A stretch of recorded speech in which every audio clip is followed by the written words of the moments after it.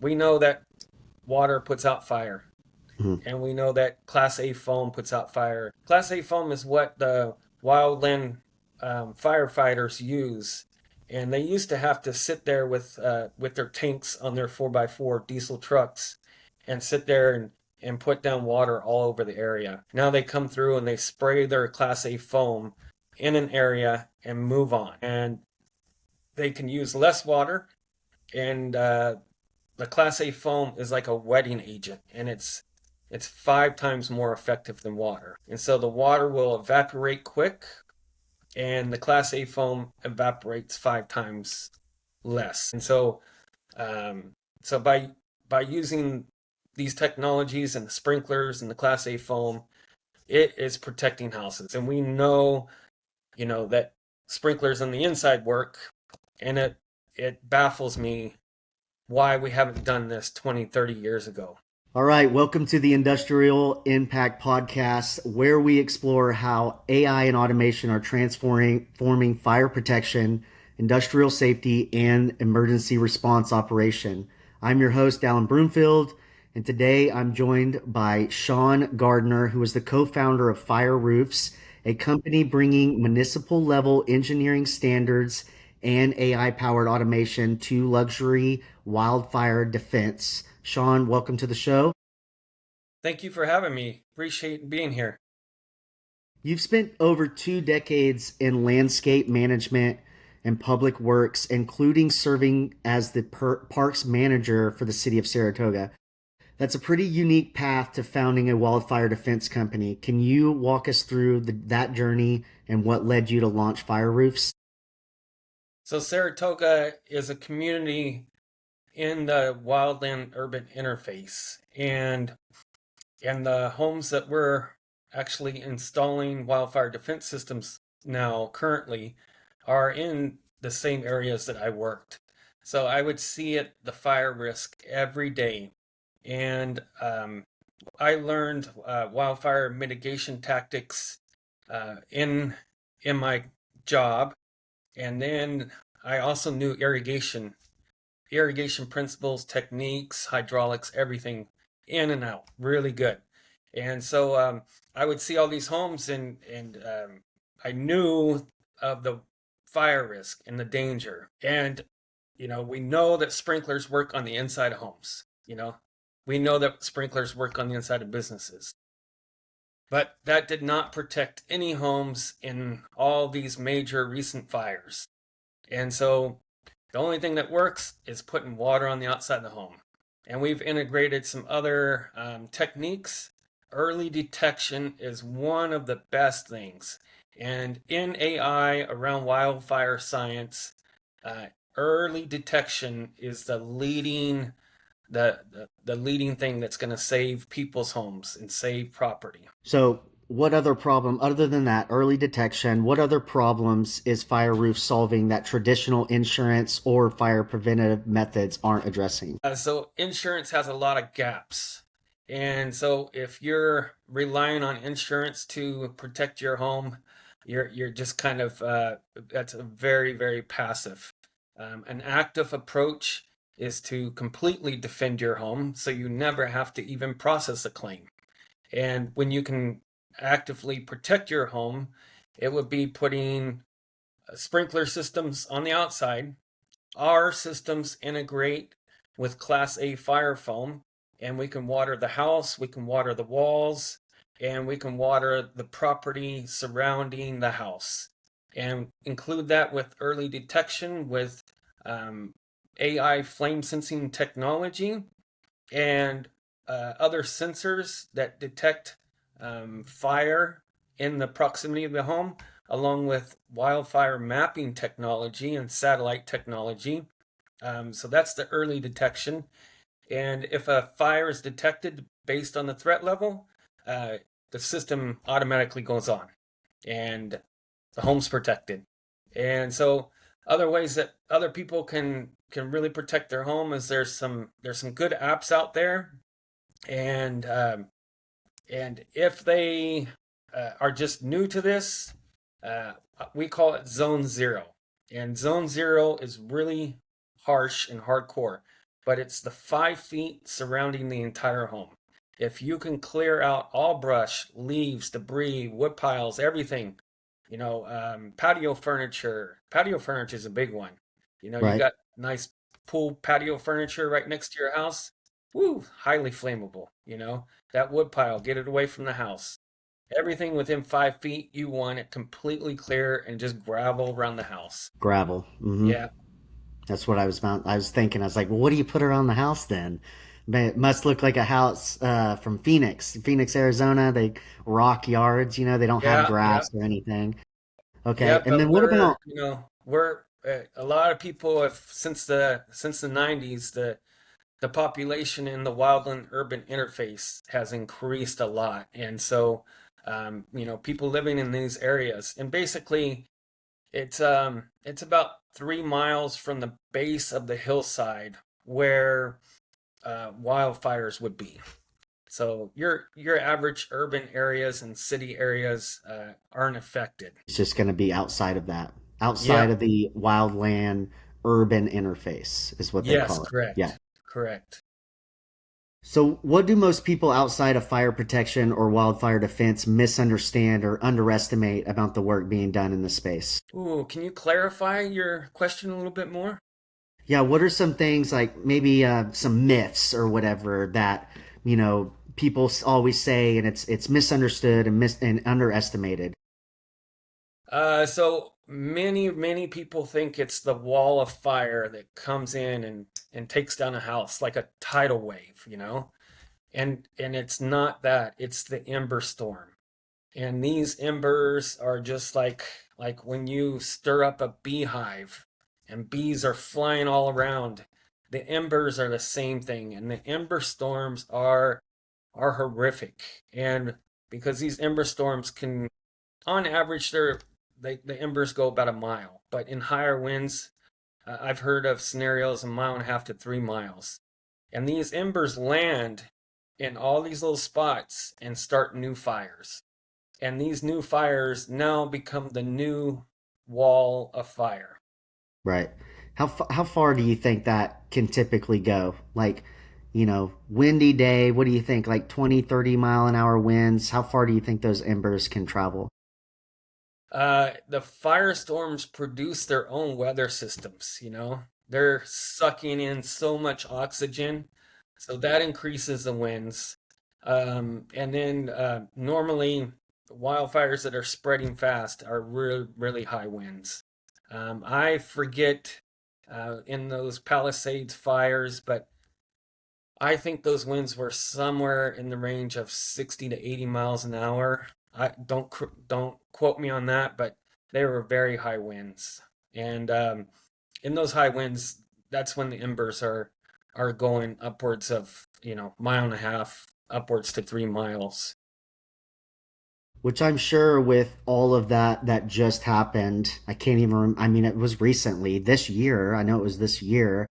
And I'm sure a lot of homeowners are, thinking about fire protection now. And especially with California's FAIR plan, it caps wildfire coverage at 3 million, which definitely is going to fall short for replacement costs for the Bay Area states.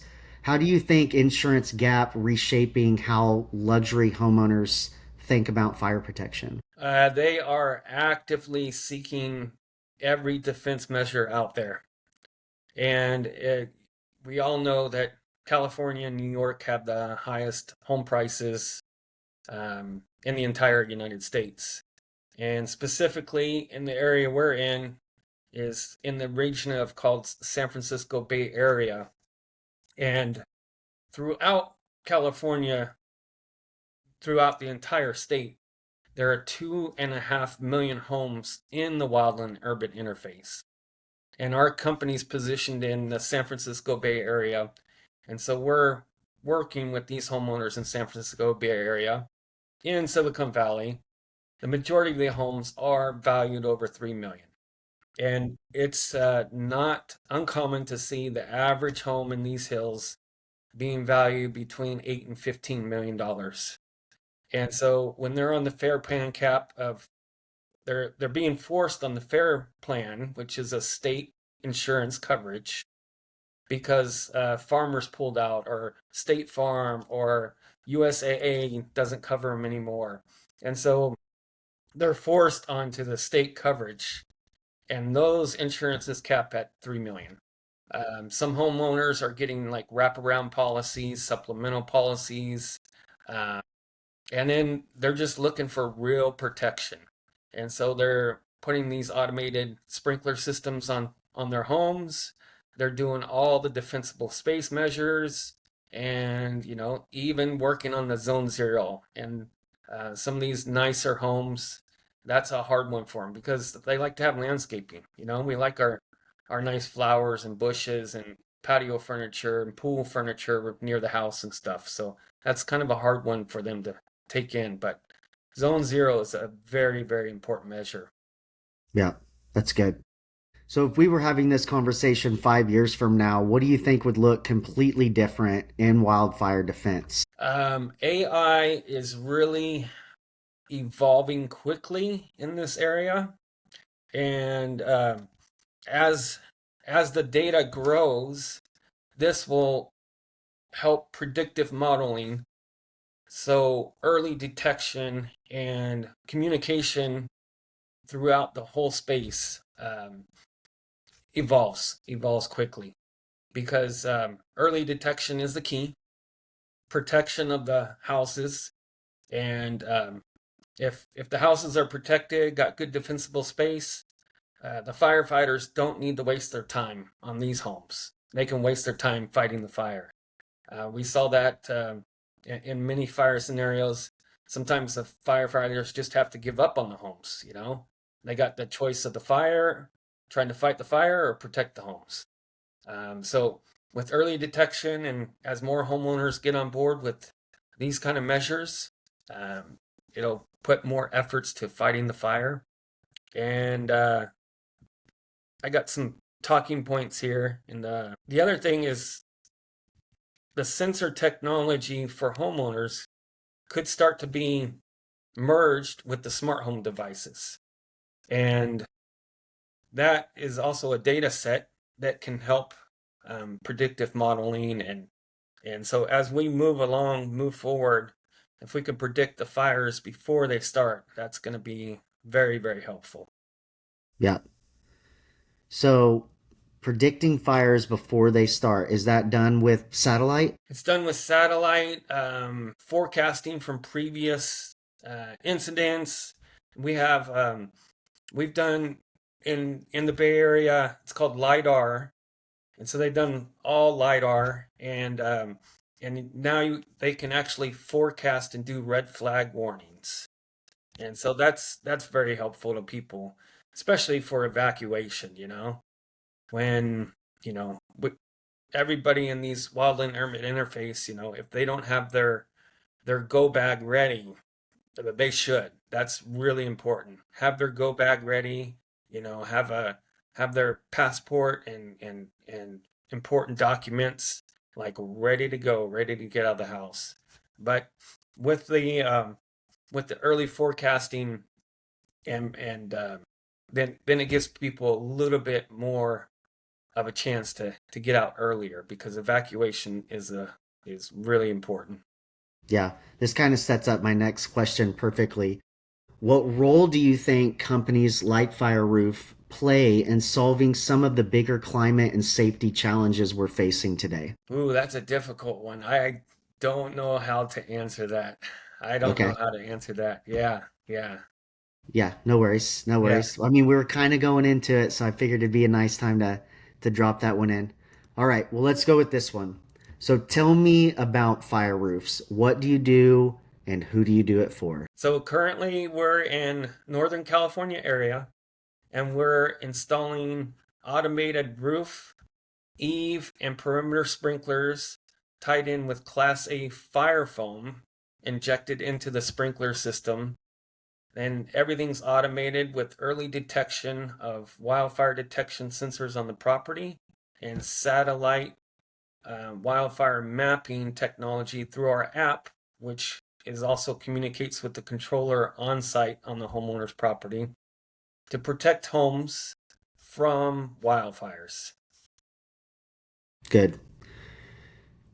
Okay, walk us through a little bit more about how the system actually works when a wildfire threat is detected. So when a wildfire threat is detected, based on the threat level, it will completely automate the system and notify the homeowner through their mobile device.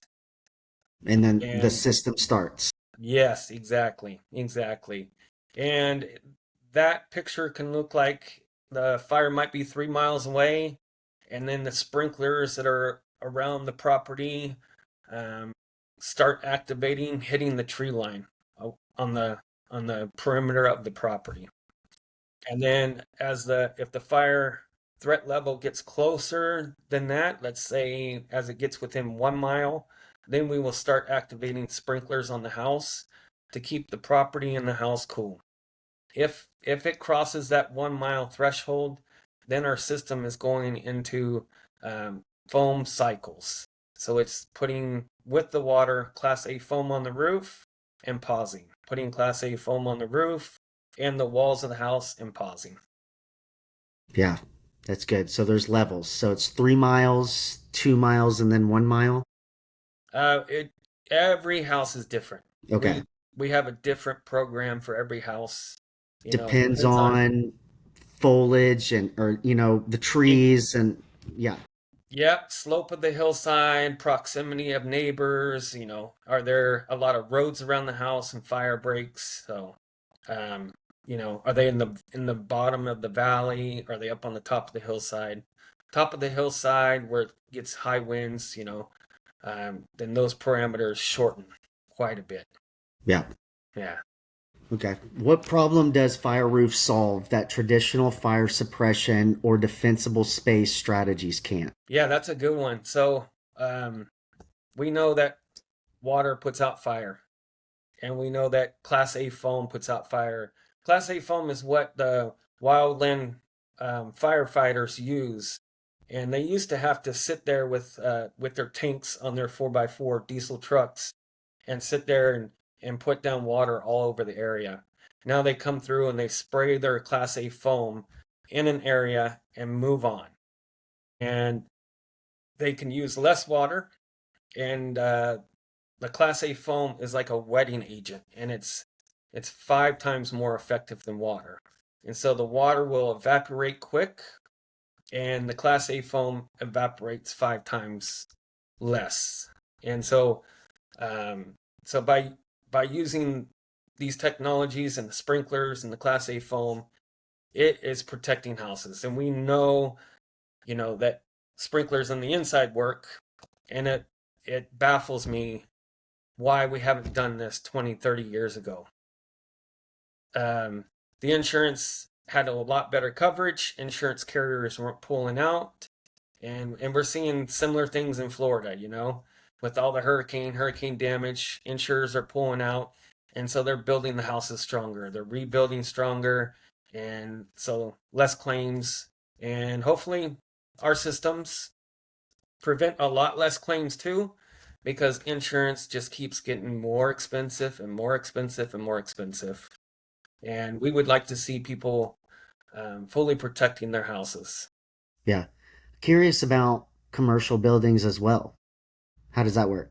Yes, yes, this can work for hotels, and we designed a really big system for a development up near Yosemite, and that project may start kicking off in the springtime. And it's basically a big hotel project, and we would be defending that whole hotel as well. Yeah, that's nice. Yeah, because I was also thinking about, like, shit, I don't know, solar farm, right? Yeah, Like, that's a yeah, yeah, high dollar, high cost. Yes, right. yeah, So it's definitely, I don't know how the insurance would work with that. That's why I question the commercial part. But yeah, if I had a solar panel farm and it could burn down, it would be worth protecting it as well. yeah, yeah, Yeah. yeah. So, The biggest thing is water source, and what I mm, tell homeowners now is that water is liquid gold, and if yeah, you got a swimming pool, keep it. Do not fill in the swimming pool. You can drain it, but if you think about getting rid of it, don't. Especially if you live in these wildland urban interfaces. The other thing is you want to increase your water storage. So these water storage tanks, definitely increase your water storage tanks as soon as you can, because that's the thing that's going to save your home is water. Yeah, absolutely. So, can you share a real experience of a homeowner that's used your system or how it's performed during an actual wildfire event or red flag warning? So none of our systems have been activated yet, Okay. and I'm thankful of that. Yeah. Uh, they've been tested and tested and tested, and they sit active and ready, but no system has gone through a wildfire scenario yet. Okay. The wildfires that happened in LA, um, that was actually in January 2025. And insurance carriers started pulling out of California, I believe, somewhere around 2019, around that area. And then around 2022, 2023 is, I think, 2022, I believe, is when the FAIR Plan first started. I don't have the dates exactly right, but it's around that time.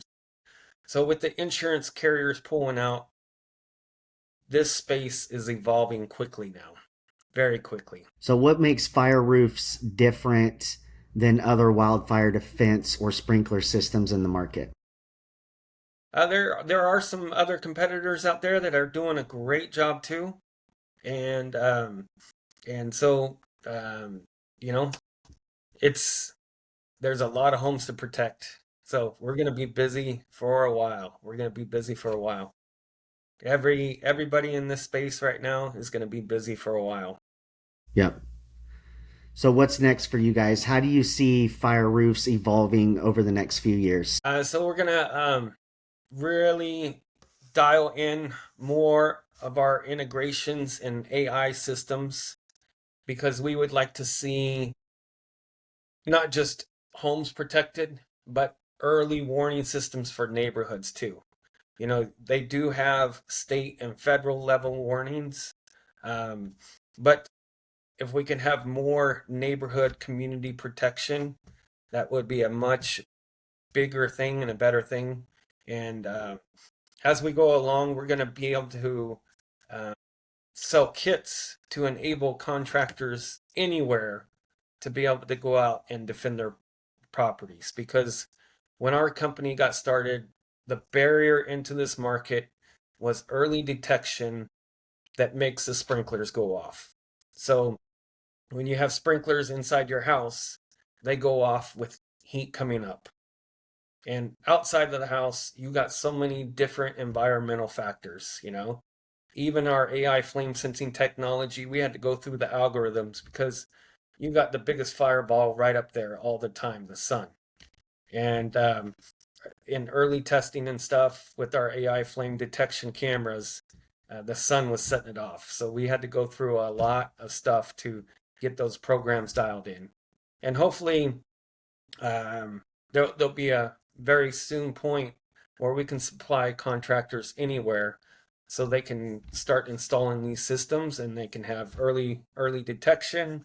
They can have everything they need to install systems, and that way not just our company but other people can help homeowners everywhere that need this. That's good.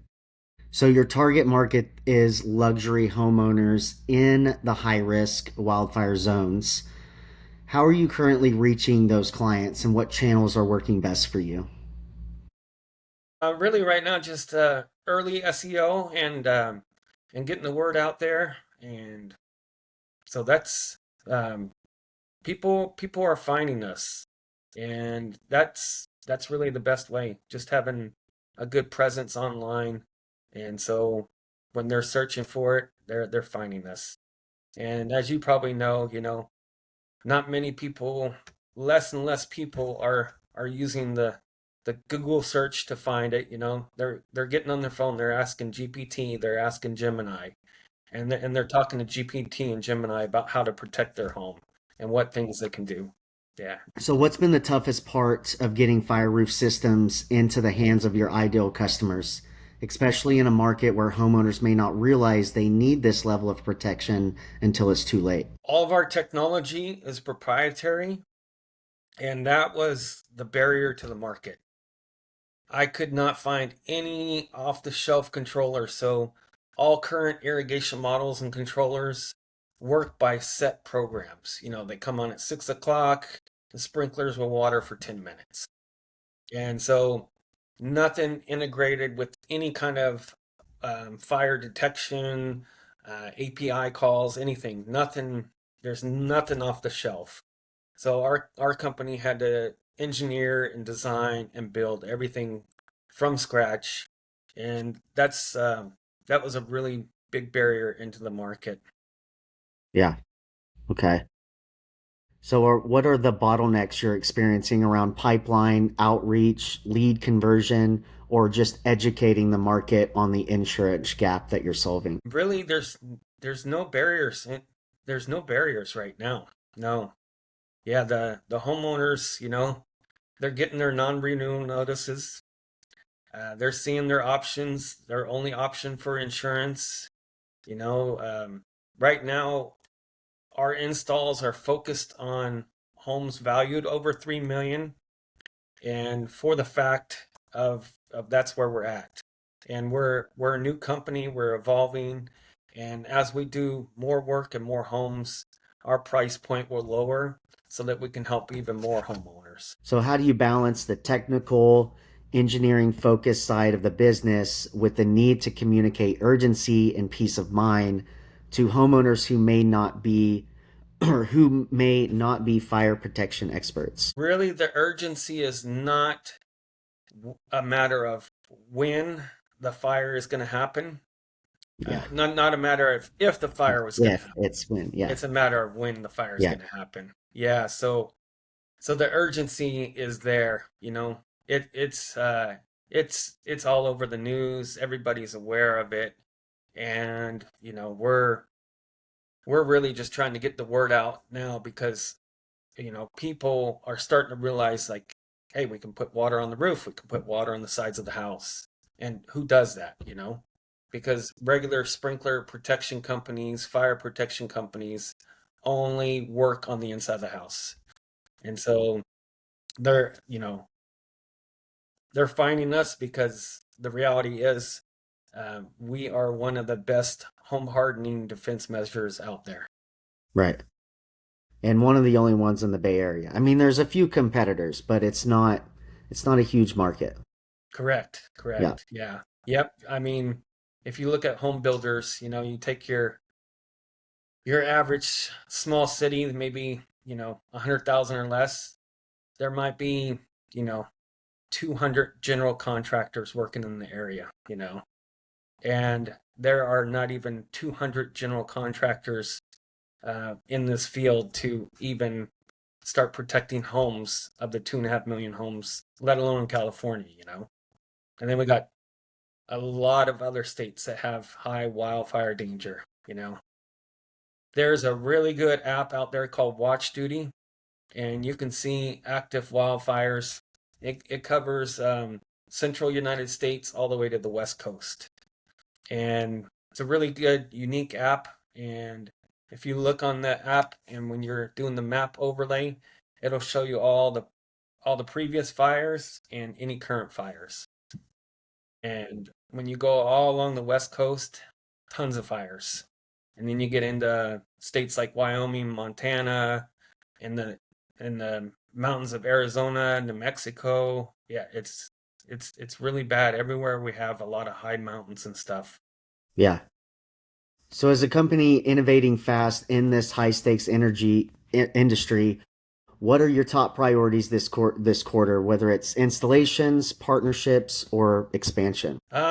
We are a relatively new company, so we're working on all of those. And and it's a balance. So on expansion, we're really working on uh, developing our second version of our technology that would be more consumer facing. And then once we get to that point, then we'll be looking for more partnerships and distribution, and how to grow and actually, you know, so more homeowners can get a kit and start protecting them homes themselves, whether they want to do a DIY or have a contractor do it.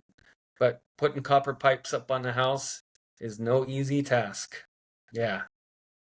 Well, especially, I mean, somebody who owns a $10 million house, they don't want to do that kind of work, you No, know? no. And sometimes those homes are 2-story on the hillside, and when you're on the edge of the roof, you're looking down about 150 feet. Yeah, It can be a little bit scary. yeah. It's like you're about to go bungee jumping. So, where do you see your biggest opportunity or risk when it comes to scaling your go-to market efforts and reaching more luxury homeowners before fire season hits? That would probably be the marketing. Yeah, that would be the marketing. Even we're using AI technology in the field, for these homes, for the early detection and other aspects too. But we're also using AI in our business too. And anybody that is not using AI in their business right now, it is getting behind in the curve really Right. quickly. Yeah, Yeah. Yeah. Very, very true. yeah. Okay, we're gonna wrap up unless you got any more of your bullet points. No, I think we're good. Yeah. Okay. So, for founders or business leaders in the fire protection industry, safety, or emergency response who are listening, what advice would you give them about integrating AI and automation into their operations or service delivery? So I would say if you can think of it, you can build it. There is no barrier to entry now. You could get on GPT, Gemini, or Grok and have conversations and figure out and brainstorm how to build it now. That we are in not an industrial revolution, we are in an AI revolution. And it's coming whether you like it or not. And when you hear somebody say, if you're not using AI, AI will take your job, that is true for everybody that uses a computer. Um, Not really the service industry so much. It's not going to be taking the maid's job. It's not going to be taking the plumber's job. It's not going to be taking the firefighter's job. Hopefully it doesn't take the commercial pilot's job within the next 20 years, because I'm not sure I want to get on a plane with AI flying the plane. So, you know, there definitely trust levels in there, but accounting and bookkeeping and anything, I always tell people it's like the voicemail. When you had somebody answering the phones, hey, how can I connect you? The voicemail got rid of that. And AI is 1000x of what the voicemail did for every industry. It could be online, it could be security measures in the field. And, for example, we use AI for flame sensing technology. Your Ring cameras, AI could detect and know when your family should be home, when they're not home, and who's in the house, where your dog's at, everything. And it can take all those algorithms. And so if somebody's in and around your property that shouldn't be there, it could be not only actively calling the police, but calling your neighbors, calling this, calling everybody, and throwing off sirens, alarms. There's so many aspects to this that can be integrated quickly and efficiently and relatively easily. Yep, that's good. Thank you, Shawn, for sharing all that. It's great. Been a great conversation. So, if people wanted to learn more about fire roofs, schedule a property evaluation, or get in touch with your team, how would they do that? Yeah, yeah, we encourage you to reach out even if you have questions. Even if you're a homeowner and your home's not in the 3 million and up range. Not we understand. We understand. I'm there too, you know. And so if you want some tips and tricks how to protect your house, reach out to us. You can also check out our blog post. We put a lot of stuff on our blog post, and that's all on the website Fireroofs. That's plural, fireroofs.com. It's good. Thank you for There we go. sharing. Thank you again, Shawn. Fireroofs.com. Thank you. Yes, I appreciate your time. Thank you very much. And you're doing a good thing. You're doing a good thing helping educate people. Great. Thank you, sir. It's good to hear. Okay.